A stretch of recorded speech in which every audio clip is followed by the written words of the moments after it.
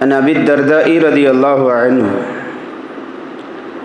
ان رجلا جاء الى النبي صلی اللہ علیہ وسلم فقال دلنی على عمل يدخلني الجنة فقال رسول الله صلى الله عليه وسلم لا تغضب فلك الجنة.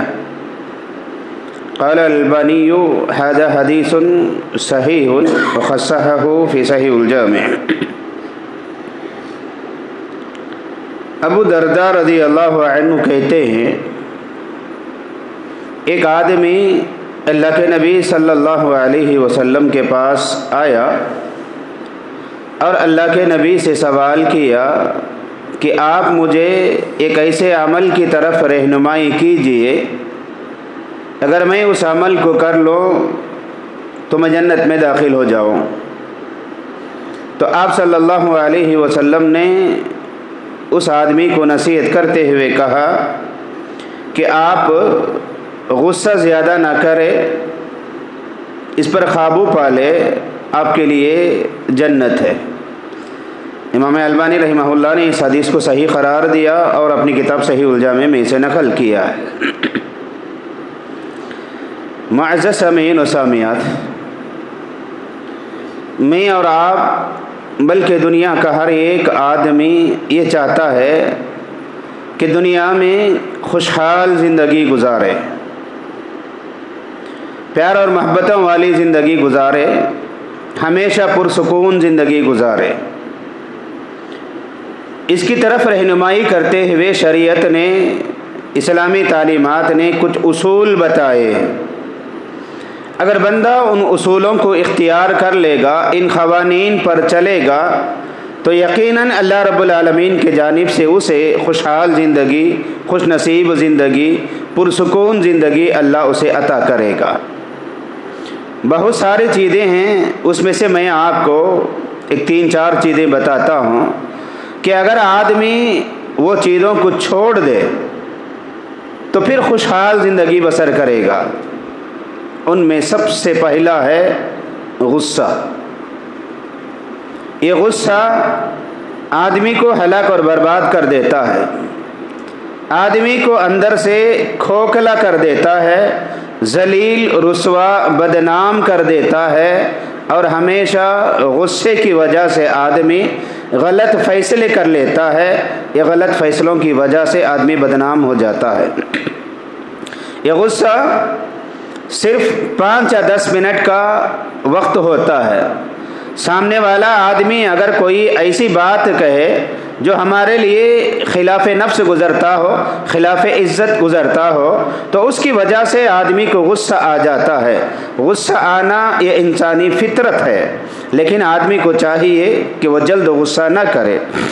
اگر کسی کو جلد غصہ آتا ہے تو وہ غصے کی حالت میں اس کا علاج کیسے کرے، شریعت نے یہ بھی بتا دیا ہے کہ اگر آدمی کھڑا ہوا ہو، اسے غصہ آتا ہے تو وہ بیٹھ جائے، اگر بیٹھا ہے تو وہ لیٹ جائے، وضو کر لے.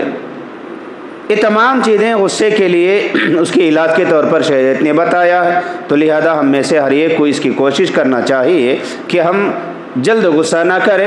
اگر غصہ آ بھی جاتا ہے تو غصے کو کنٹرول کر لے. غصے کا اظہار اپنی زبان کے ذریعے سے، اپنے ہاتھوں کے ذریعے سے، اپنے اخلاق کے ذریعے سے اظہار کرنے کی کوشش نہ کرے، کیونکہ اس سے آدمی ذلیل ہو جاتا ہے. یہ پہلا ہے، غصے کو کنٹرول کر لے. دوسرا، ایگو. ہر آدمی یہ چاہتا ہے کہ ہمیشہ اس کی ناک اونچی رہے، اس کی بات آگے رہے، جو میں بولوں وہی صحیح، سامنے والا جو ہوتا ہے وہ ہمیشہ غلط ہوتا ہے. کئی معاملات میں ایسے ہو جاتا ہے کہ ہم خود غلط پر رہتے ہیں، سامنے والا حق پر رہتا ہے، لیکن ایگو کی وجہ سے، انا کی وجہ سے، میں پنے کی وجہ سے سامنے والے کو ہمیشہ حقیری سمجھتا ہے. اس کے بدلے میں لڑائیاں ہوتے ہیں، نفرتیں ہوتے ہیں. اپنی انا کو چھوڑ دے. انا جو ہوتی ہے یہ فرعون کی صفت ہے، قارون کی صفت ہے، حامان کی صفت ہے. اسی لیے شریعت میں یہ بتایا کہ 3 باتیں آدمی چھوڑ دے. ایک، انا، لی، اندی. मैं ही हूँ, ये फिरौन का दावा है, जैसा कि कहा अना रब्बुकुमुल आला, तो इसे छोड़ दे। उस हम बोले, मैं ना बोले, हम सब मिलकर करें, हम सब सही है, ये बातों में अना के बजाय नहनु की बात लेकर के आ जाए, हम करेंगे, हम चलेंगे, हम सुनेंगे, ये मामलात में आकर के आजिज़ी और इनकिसारी होती है। आदमी कभी अपनी अना को उजागर ना करे। दो चीज़ें हो गए। तीसरा, हमेशा शिकवा और शिकायत, शिकवा और शिकायत हमेशा अल्लाह से होनी चाहिए। हमेशा शिकायत होती है, ये ऐसा है, वो ऐसा है, ये बराबर नहीं, वो बराबर नहीं, ये गलत है, ये हमेशा शिकवा और शिकायतों वाली ज़िंदगी होती है। याद रखें, जिस आदमी के ज़िंदगी में हमेशा शिकायतें आ जाए, फिर वह आदमी कभी भी पुरसुकून ज़िंदगी बसर नहीं कर सकता है। हर हाल में अल्लाह का शुक्र अदा करे। क्या खाए? अल्हम्दुलिल्लाह। कैसा था? अल्हम्दुलिल्लाह। इसके बजाय हमारे अंदर शिकायतें बहुत ज़्यादा आती हैं। इसकी वजह से आदमी शिकायतों में पड़ करके नेमतों को खो जाता है। शिकायतों को करना छोड़ दे आदमी। तीसरी चीज़, दूसरों के ऊपर ब्लेम करना, दूसरों को हकीर समझना।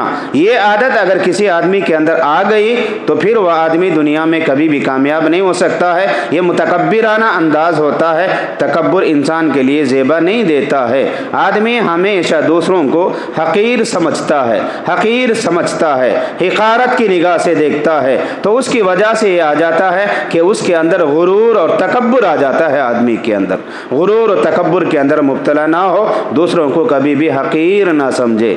मामलात, लड़ाइयाँ, फितना फसाद, हसद, नफ़रत, ये सब चीज़ें उस वक्त में आते हैं सामने वाले की अगर हम उसकी इज़्ज़त करेंगे, उसका एहतराम करेंगे, उसकी तारीफ़ बयान करेंगे, फिर वो बड़े बड़े मसाइल को भी हल कर लेता है, बड़ी बड़ी बातें भी कर लेने लग जाता है। सामने वाले को ये ब्लेम करे कि तू हमेशा ऐसा ही है, तू ऐसा है, तेरे ख़ानदान ऐसा है, तेरी क्लास ऐसी है, तेरे फैमिली वाले ऐसे हैं, ये बातें अगर आते हैं तो उसकी वजह से आदमी के अंदर ज़िद्दीपन आ जाता है। इसे छोड़ करके नबी सल्लल्लाहु अलैहि वसल्लम का इस्लाही जो तरीक़ा है उसे अपनाए। अब बहुत अच्छे हैं, अब बहुत अच्छा करते हैं, माशा अल्लाह, उनके हक़ में दुआएं दे, उसकी तारीफ़ करे, फिर बताए ये कमी है, अगर आप छोड़ दे तो अच्छा हो जाएगा।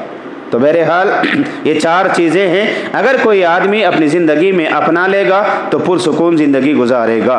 पहला, गुस्सा ज़्यादा ना करे। दूसरा, अना को ख़त्म कर दे। तीसरा, हमेशा शिकवा और शिकायतों को छोड़ दे, मसाइल को हल करने की कोशिश करे। चौथा, किसी को भी हकीर ना जाने। फिर देखो हमारी ज़िंदगी के अंदर कैसा अमन व अमान और कैसा सुकून आता है। अल्लाह से दुआ है, अल्लाह तबारक व तआला मुझे और आपको ज़िंदगी के हर मोड़ में शरीयत के मामलात को अपना करके उसके मुताबिक ज़िंदगी गुजारने की अल्लाह हम सबको तौफीक अता करे। आमीन। अक़ूलु क़ौली हाज़ा अस्तग़फ़िरुल्लाह ली व लकुम व लिसाइरिल मुस्लिमीन अजमईन। सुब्हानकल्लाहुम्मा व बिहम्दिक अशहदु अल्ला इलाहा इल्ला अंता अस्तग़फिरुका व अतूबु इलैक।